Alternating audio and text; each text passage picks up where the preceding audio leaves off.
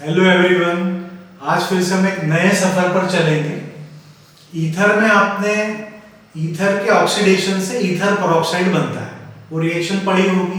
वो एक important reaction है।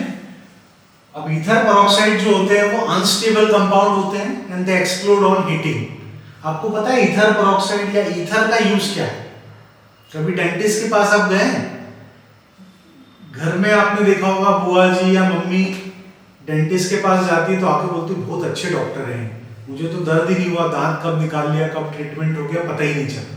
तो एक्चुअली वो करते क्या है, वो जब वर्क करते हैं तब आपके माउथ में ईथर का स्प्रे कर देते हैं। ईथर एक लोकल एनेस्थेटिक है, तो उतना उतना पोर्शन क्या होता है, वो अनकॉन्शियस हो जाता है, शून्य हो जाता है, तो आपको पता ही नहीं चलता है कि कब वर्क हो गया और दर्द भी नहीं होता है।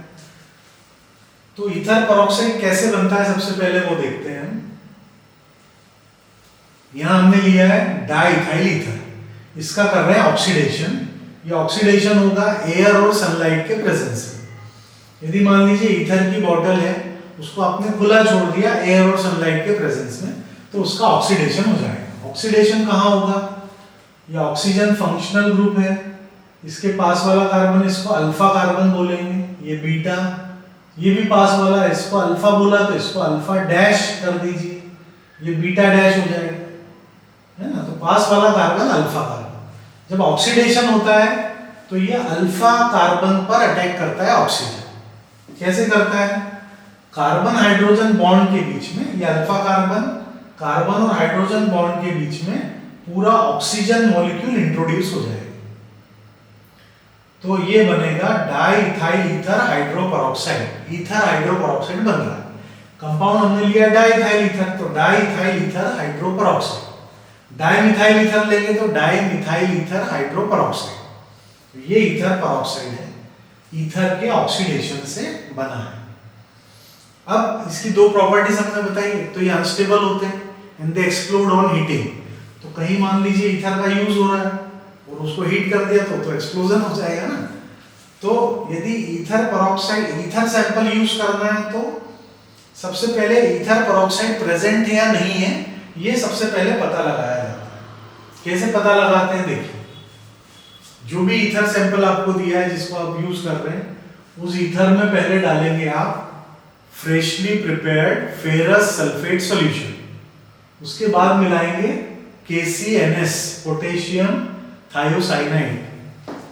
यदि ये दोनों कंपाउंड मिलाने के बाद रेड कलर आता है, इट मींस जो पेरोक्साइड है ईथर में वो प्रेजेंट है, यानी ईथर पेरोक्साइड बन चुका है।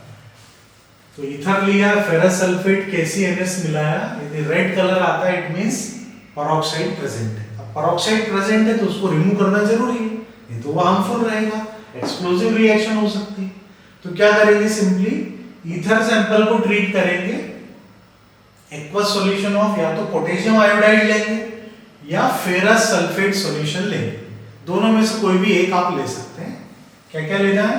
या तो पोटेशियम आयोडाइड या फेरस सल्फेट। ईथर सैंपल जिसमें पेरोक्साइड बना उसमें मिक्स करेंगे और उसको सिंपली शेक करेंगे। इस शेकिंग प्रोसेस में क्या होगा, जो ईथर पेरोक्साइड है वो रिड्यूस हो जाएगा ईथर।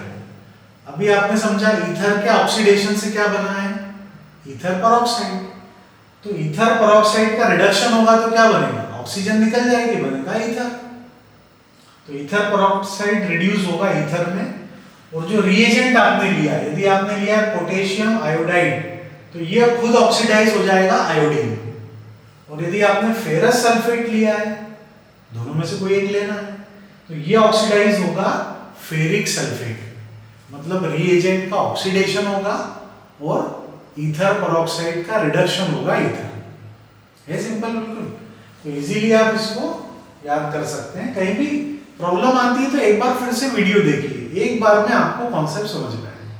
ठीक है, थैंक यू फॉर वॉचिंग।